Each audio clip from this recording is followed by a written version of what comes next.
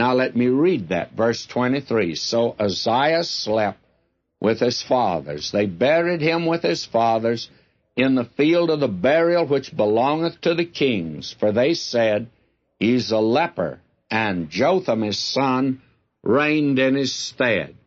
Now let's look here for just a moment at this man and his funeral. This is a happy funeral, if you please. There is an expression that's used today, drop dead, you know. Well, that's what happened to this man. And someone was telling me that saw a card that was gotten out by someone connected with the International Casket Company. And whoever it was had his name. He was a salesman. And down at the bottom it said, drop dead. Well, that, my friend, that is a sick form of humor, I would say, but I can't help but smile at it. Now, for a Christian, death actually should have no dread. You could say, O death, where is thy sting? And you remember Paul could say to the Thessalonians, I would not have you ignorant, brethren, concerning them that are asleep, that you sorrow not, as those that have no hope. Now, as we said last time, funerals are not always sad as they seem. I never indulge in cheap sentiment, and I never major in deathbed stories, as you well know. But because I found out in my ministry that death is not always a tragedy in a home. I had an experience when I was a very young preacher. I had the funeral with the former pastor of the church. He'd been a very wonderful friend, been like a father to me, and he never would take a funeral unless they would ask me to have part. And we were having the funeral one day of a wife, and I noticed the husband showed no emotion whatsoever. And out at the cemetery, why, he didn't show any. I had the committal, and I made a few remarks as a young preacher that were rather sentimental, I guess.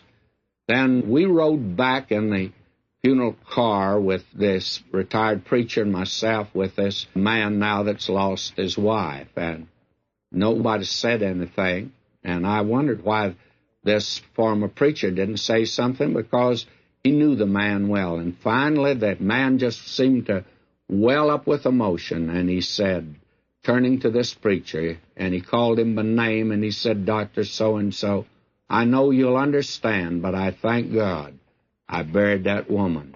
And I want to tell you, for a young preacher, that was about the most shocking thing I'd ever heard in my life. I don't know if I've heard anything more shocking since then. And I couldn't say a word. I didn't know what to say. And this former preacher said, I understand, and that is it. I never said any more from then on. And then afterward, the former preacher told me, he said, you know, you don't know what that man has gone through in his life. He said that woman was a terror, and she made his life miserable. And there was no love between them at all. That had ceased long, long ago. And he said that actually the death of that woman was no sorrow to that man whatsoever. So I've learned that sometimes a funeral is a joyful occasion, not always a sad thing.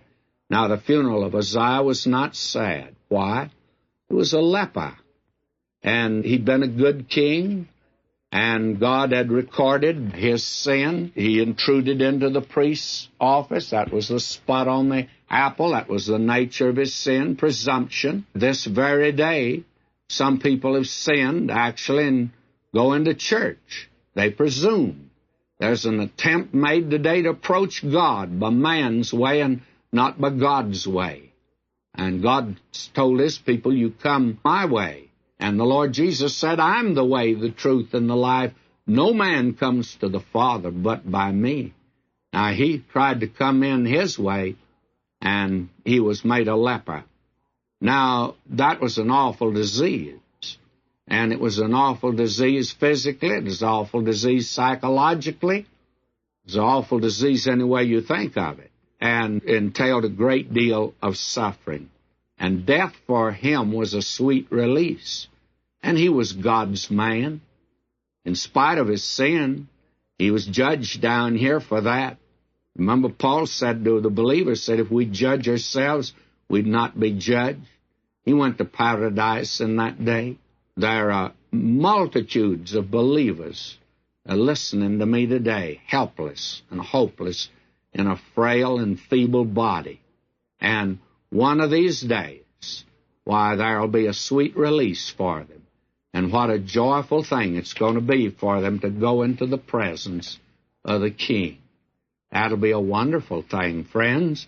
There's nothing to sorrow about in a case like that, and that was the death of Uzziah the king. And Jotham, I think he was dry-eyed at the funeral.